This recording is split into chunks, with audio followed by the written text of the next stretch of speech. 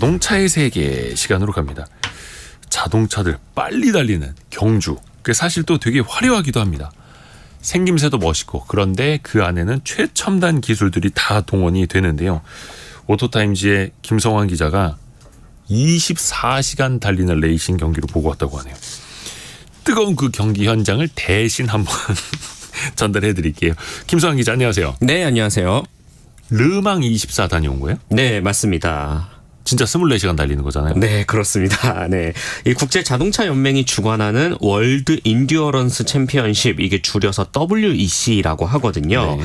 이 WEC가 1년 동안 여러 나라를 달리면서 경기를 치릅니다. 네. 그중에 가장 핵심이 되는 시즌이 바로 이 프랑스 르망에서 열리는 24시간 레이스입니다. 정말 말 그대로 24시간 동안 쉬지 않고 차가 달려야 하고요. 네. 우승은 가장 많은 바퀴수를 돈 차가 이제 팀이 결정이 됩니다. 조금이라도 더 멀리 간 차. 그렇죠. 먼저 결승선을 통과하는 게 아니라 24시간이 지난 후에 가장 많은 거리를 주행한 차가 우승하는 것입니다. 그래서 실제로 경기가 열리는 이 프랑스 라사르트 서킷에 가보면 총 길이가 14km 정도 되거든요. 네. 올해 1등은 380바퀴를 돈 차가 됐고요. 380바퀴. 네. 한 5,000km 정도 되거든요. 하루에 서울과 부산 거리를 한 7번 이상 왕복하는 것과 같은 경우입니다. 참고로 한 대당 3명의 드라이버가 배치가 되고 또 한 명이 4시간 이상은 탈 수가 없고요. 그 다음에 이제 그만큼 굉장히 가혹하고 혹독한 선수나 자동차나 그런 레이스가 되겠죠. 3명의 드라이버가 24시간 동안 교대로 주행을 하는 거예요. 네. 저희가 그 유튜브랑 KBS 콩으로 보실 수 있게끔 김성환 기자가 직접 찍어온 그 현장 영상을 보여드리고 있는데 이거 소리도 엄청납니다. 이거 라디오로 들으시는 분들 옆차 지나가나? 옆에 슈퍼카 지나가는 거 아니니까 오해하시지 마시고요. 이 소리도 엄청나잖아요. 네, 맞습니다. 정말 어마어마한 굉음을 내면서 수십여 대가 달려나가는 게 진짜 진풍경이었습니다. 현장에서 가까이 볼 때 어떻던 거예요? 일단 현장에서는 이 어마어마한 속도감이 정말 끝내줬고요.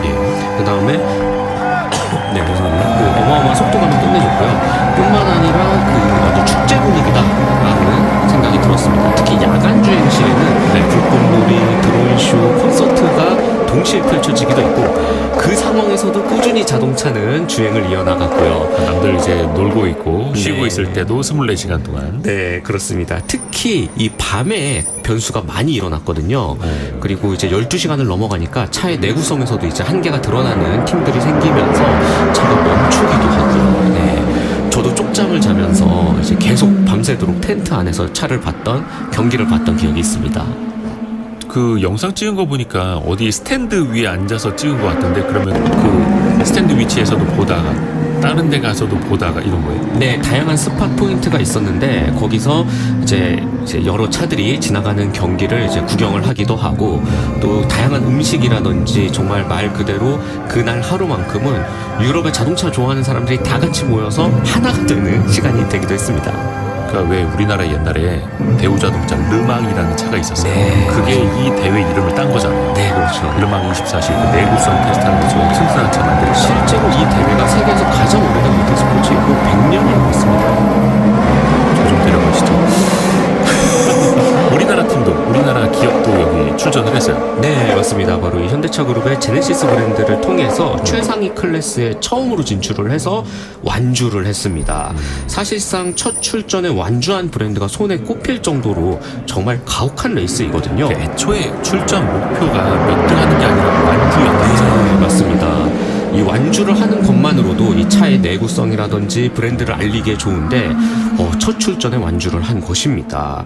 특히 뭐 이런 엔진이라든지 서스펜션 등 차를 구성하는 모든 부품이 완벽히 이루어져야 24시간 또 통과를 하는 거라서 개인적으로 참 뿌듯하기도 했고 특히 이 참가 국가의 이제 태극기가 또 걸려 있는 모습을 보면서 한편으로는 또 뿌듯하기도 했습니다. 이게 진짜 기술 기업들의 경쟁이긴 한데 뭐 국가대항전까지는 아닙니다만 네. 또 이제 우리나라 기업이 거기에 첫 출전을 했고 완주까지 했다라는 게 또 의미가 있는 거예요. 그럼 24시간 동안 아까 그 레이서들은 계속해서 교대로 차 한 대로 돌아다니는 거잖아요. 네, 그렇죠? 그렇죠. 차를 바꾸면 안 되고 관중들은 그동안에 뭐를 해야 돼요? 정말 시뮬레이션. 다양한 사람들이 있었습니다. 네. 그냥 정말 꾸준히 텐트 하나 쳐놓고 돗자리 하나 펴놓고 담요 두른 채 24시간 동안 보는 사람들도 있었고요. 그 다음에 경기를 보러 왔지만 나는 그 주변에 부대 행사에 더 관심이 많다라는 사람들도 많았고요. 그리고 각자 자기가 응원하는 팀이 있잖아요. 네. 그 각자 팀별로 그리고 약간 국가대항전 느낌도 났었거든요. 약간 기싸움도 묘하게 느껴지기도 했습니다. 응원전도. 네, 맞습니다. 그러니까 사실 우리가 왜 불 쳐다보면서 멍하듯이 이제는 네. 지나가는 차를 보면서 멍할 수도 있는 거고. 차멍. 네. 처음에는 그 굉음이나 이런 게 되게 놀라웠겠지만 20시간 넘게 보다 보면 좀 익숙해지지 않을까요, 그것도? 아닌가요? 네, 맞습니다. 근데 이제 어찌됐든 이게 대회입니다. 네. 경쟁이에요. 왜 하는 겁니까? 네, 단순히 경쟁하기 위해서 대회를 하는 건 아니고요. 네. 이 연구개발 실험실에 가깝습니다. 자동차 브랜드 입장에서는 뭐 이런 F1이라든지 이번 르망 24시라든지 가혹한 테스트를 통해서 좀 더 내구성과 효율성을 검증할 수 있는 무대가 마련이 된 것이기도 하고요. 이를 통해서 양산차 기술에 또 적용을 하기도 하고 그만큼 굉장히 좀 중요한 핵심적인 시간이 흐른다라고 볼 수가 있는 것이죠.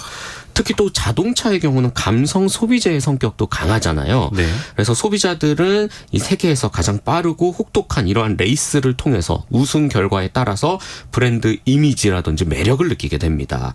그래서 실제로 우리가 알고 있는 독일의 유명 자동차 브랜드들 전부 다 모터스포츠에 굉장히 큰 비용을 투자하고 있습니다. 그걸 위해서 기술을 개발하고 그 기술이 나중에 또 상용으로도 네. 또 이어지고. 그렇죠. 근데 뭐 브래드 피트 주연의 F1 영화도 엄청나게 흥행을 했고. 네, 저도 한 그런 거 20번 넘게 본 것 같습니다. 그 영화를요? 네. 야, 진짜 많이 하네요. 근데 사실 이제 속도 경쟁이고 엄청난 차들이 나오잖아요. 네. 어떤 차량들이 나오는 거예요? 네, 이 레이싱 대회마다 다른데 특히 이번 르망 24시를 조금 더 중점적으로 보면 크게 두 종류의 클래스가 있습니다. 네.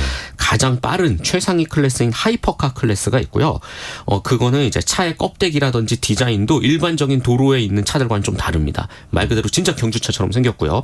그 다음에 양산형 스포츠카 기반의 LM GT3 클래스가 있습니다. 조금 더 속도는 떨어지기는 하지만 익숙한 모습을 갖고 있고 조금 더 좀 박 터진다. 자동차 제조사들이 또 많이 참가를 하거든요. 그래서 훨씬 더 좀 더 치열한 보는 맛이 있었습니다. 그 또 1초라도 0.1초라도 또 앞당기기 위해서 또 엄청난 노력들을 하는 거잖아요. 네, 어떤 그렇죠. 전략 또 어떤 기술들이 숨어 있나요? 네, 대표적으로 무게 절감입니다. 총 1톤 수준에 불과하고요. 우리나라 국산 경차보다도 가벼운 숫자입니다. 그 하이퍼카가 네, 굉장히 강력한 엔진을 넣고 막 700마력 이상의 출력을 냈는데도 불구하고 무게는 고작 1톤이 안 된다. 그만큼 엄청 빠르다라고 볼 수가 있고요. 그 다음에 편의 장비는 아예 없고요. 에어컨조차 최소한으로 사용을 해야 합니다. 오직 빠르게 달리기 위한 장비들로만 가득 차 있죠. 그리고 일반 승용차는 뭐 10년 이상 사용하는 것을 목표로 개발이 되지만 레이싱카는 단 1초라도 빠르게 달려야 되기 때문에 그 한 경기를 위해서 모든 내구성이 맞춰져 있습니다. 아까 드라이버 한 명당 뭐 한 3시간씩은 달린다고 했나요? 드라이버 한 명당 4시간 이상은 달릴 수가 없고요. 규정이? 교대를 해줘야 됩니다. 근데 에어컨도 최소한으로 틀고 네. 안에서 혹시 물은 마실 수 있을까요? 텀블러는 갖고 들어갈 수 있나요? 차에? 물을 마실 수 있는 별도의 호스가 연결은 되어 있습니다. 그런데 그 드라이버의 이 실내를 볼 수 있는 카메라도 설치해져 있었거든요. 정말 좁고 이 양쪽 손으로 이 스티어링 휠만 까딱까딱 조작할 수 있을 정도의 아주 좁은 공간. 네, 좁은 공간. 저는 약간 폐쇄공포증도 있을 것 같긴 한데. 아니 그래서 왜 그 F1이나 이런 하이퍼카 드라이버들은 파일럿만큼의 그 혹독한 훈련을 거치잖아요. 네, 맞습니다. 엄청난 중력도 견뎌야 되고. 그래서 그 드라이버들의 목 둘레가 엄청 두껍더라고요. 맞아요. 웬만한 거의 씨름 선수들의 목 둘레 막 그리고 이렇게. 경기를 한번 뛰고 난 다음에 드라이버들마다 막 뭐 한 2, 3kg 이상씩 몸무게가 빠진다고도 합니다. 마라톤 선수처럼. 네. 그런데 24시간 동안 달려놓고 승부가 몇 초 차이로 갈린다면서요? 네, 맞습니다. 이거 뭐 이해가 안 되더라고요. 단거리 마라톤도 아니고 24시간 동안 달리는데도 불구하고 1등과 2등 차이가 정말 얼마 차이가 나지 않습니다. 이번 경기에서도 1등과 2등 차이가 10초 안팎에 불과했었거든요. 아니 24시간 달리는데 10초 차이로 결정해나요? 네, 그만큼 24시간 동안 모든 자동차 브랜드와 이 경주 팀들이 엄청난 집중력을 발휘하고 있다라고 보시면 될 것 같습니다. 인간의 한계를 시험하는 것 같았어요. 인간의 한계도 시험하는데 사실 또 위험하기도 하잖아요. 네, 그렇습니다. 굉장히 또 위험한 게 또 이 르망 24시간 레이스이기도 합니다. 예.